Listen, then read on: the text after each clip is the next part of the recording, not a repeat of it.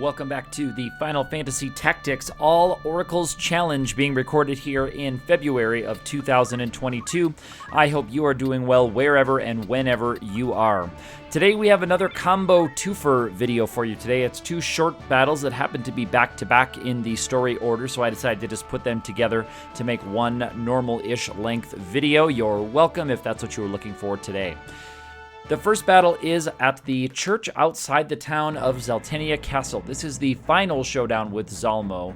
Earlier in this game, we had a bit of a face-off with Zalmo at the back gate of Zeltennia. Now we're in this church battle. This is the classic one where ignore height can really make things fun, where you could have lancers jumping up to the top of that thing and whacking Zalmo immediately. As it happens, we don't need anything close to that.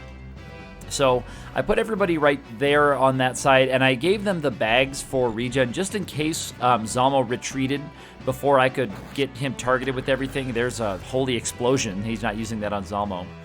So just in case Zalmo got a turn before we did and was able to get around the corner or something, I brought in some defensive equipment. But as it happens, I just wanted to see the white aid description there. We are able to have everybody over there target Zalmo.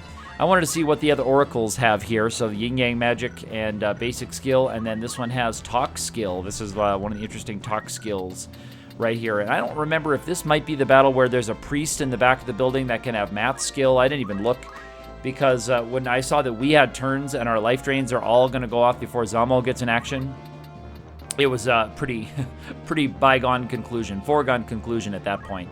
So I'm just going to move Ramza to be 4 tiles away. I could have optimized our positioning better by having all 4 of my Oracle generics right in range. As it was, I had to move a little bit. But you can see with Zalmo's high faith and our high faith as well, it's fairly easy to target these on him. We've got decent chances to hit. 68% is actually awfully low for this one, but this is going to be basically just 4 life drains back to back to back, and Zalmo's going to be down. After that, we're going to be heading to the Bed Desert, but I'll let that battle speak for itself a little bit here in about a minute or so. Let's go ahead and finish off this fight with Zalmo. I never even wrapped the screen around to the other side. I have 5 life drains all targeting on the Zalmo, and if 4 of these 5 hit in this first round, it is OVER. So let's go ahead and count them down. There's 1. When you see the pink spirit like that, you know it's life drain. That cool animation. There's 2. Here comes 3. And if this last one lands, then the battle's over. So watch for that animation from Zalmo right there. And sure enough, there he is. So just like that, the battle with Zalmo here is over before it really begins. Delita gets 1 holy explosion off on the knight over there instead of going over to attack with a lightning stab or something, which has a good vertical tolerance. I don't know if it's quite that good, but anyway, that's all we needed. We get an angel ring for our trouble, and that is Zeltennia Castle. Now we can head on to Bed Desert. Here we go. This is just a little bit later than that. Bed Desert is the famous battle with Bulk. Now, this was my first attempt at this battle, and I brought in the bags because I was thinking that regen would help counteract the effects of the poison status. But as you'll see once the battle starts, it seems like poison actually cancels out regen. I'm guessing. I guess it does, because it seems like we don't get the hit point benefit. It seems like we just take the damage from poison and we do not get regen to recover. I guess you can't be in 2 different life-altering statuses at the end of your turn at the same time, and poison seems to supersede. So I guess technically bags are not the right choice for this fight. I could have gone in with rods. It wouldn't have made a whole lot of difference, because all I need to do is I need to get Bulk. I need to hit him with 4 life drains, and if we can get that, battle's going to be over. Now the challenge here is that Bulk often, and you'll see it happen here, he will get an action and he'll be able to pop us with his blaze gun or whatever, and then he can just sneak around behind that building. He can get out of your way pretty easily, and it's unfortunate because the other characters in here are also pretty, you know, they're not nobodies. There's a black mage in there that later on is going to charge a fire 4, which is pretty funny. It looks like a summon spell. And then the archers have longbows that can arch over the parapets there, the walls. So right there we have arm aim as a first action. I don't know if I've seen that one in my last few playthroughs, right? An immediate arm aim rather than going for the damage. I did bring in mantles with everybody with the hopes of... Excuse me. With the hopes of dodging a bow attack or two. Maybe dodging a spell from the black mage. But they're not all that good in the particular fight. My mantles are not all that effective. So I probably could have maybe brought in the Germanist boots to give me a little bit more move to help target bulk, but I thought the mantles might keep me alive a little bit longer, especially given the regen, but as I've already said, that was not the right call. And so there's nothing she can do. She's in don't act status, and I'm actually going to keep everybody back here waiting. So you can see we're losing the hit points from the poison and not gaining from the... And here's where I was like, maybe if I move a character, then maybe then they will recover with their bag, but yeah, no luck. That was a new one for me. So the knights are on the move. The archers will get up top and they'll start targeting us in their action. Fred the Wizard is not going to be able to get down to us, and by not charging up there, we didn't give Fred the Wizard a chance to come up and target us. So that one is targeting the don't act, so she can't use her mantle anyway. Because she's in paralyzed don't act status, she can't dodge anything anyway. Now Bulk is a bit silly here, because he decides to just come up, and there's an Ice 3, I think. I did equip the white robes, I should say, for this battle. We don't really see him here, to have the elemental damage. So it protects you from the elemental attacks. So white robe halves the elemental stuff. So I was thinking for the black mage, and I guess I don't know if it halves it from the blaze gun or not.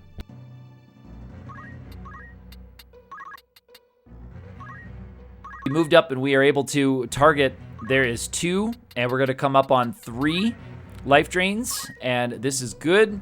Hopefully they all fire off. Obviously that's the tactic here, but having Bulk just run away from his hiding spot and just charge right up to us, even with one incapacitated Oracle, we can get a few charges of life drain on him. And if we had not had that other one do her move to see if she could gain the life from her bag, then she would have been up here casting in this particular round as well. So there's 2 life drains. We need 4 to land. Here comes number 3 to cast, but you remember this one did not have the kind of compatibility bonus that we're looking for, and indeed it does miss. So that's okay. That's all right. I was thinking at this time, it's like, well, that's probably the end of this particular attempt, but if it gave me hope that I could draw him down again and then give us a better chance to try to land 3 or 4 there. Because before he gets a turn, she can come up and target that. And the Black Mage might be powerful, but I don't think the Black Mage could quite take us all out in one round with a quick charging spell, like an Ice 2 or something. So I think if he's going to use something that's going to take us all out, it's going to have to be a longer charging spell. So this was another lower chance to land, and sadly, yes, that one also missed.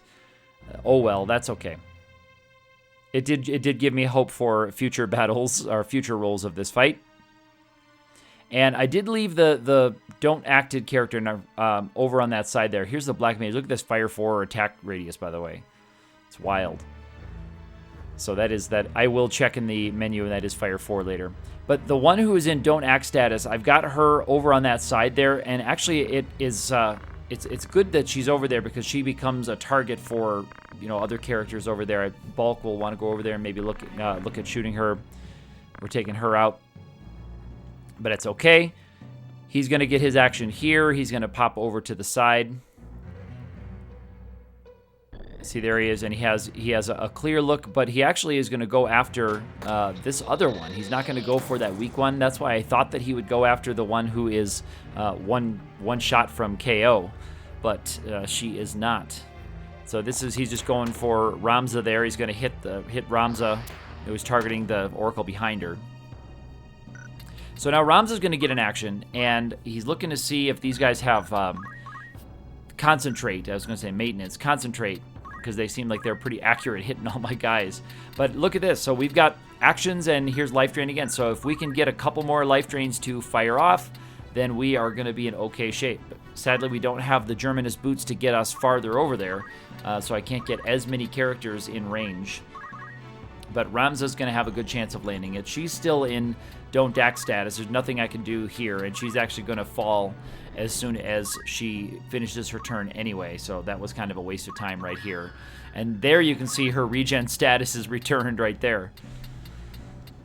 So this one also can get within 4 tiles of bulk, and now the battle is basically just over. There's not really any more inputs or actions that I need to take. It's really just all up to the luck of the RNG rolls. But you can see I'm looking to see if there's anything else I can do that might set me up for a better end game if one of these life drains does not land. Because the thinking is that I'm not going to have all of my characters on their feet at the end of this fight, but if I can use this character's action for something good, then I'd like to.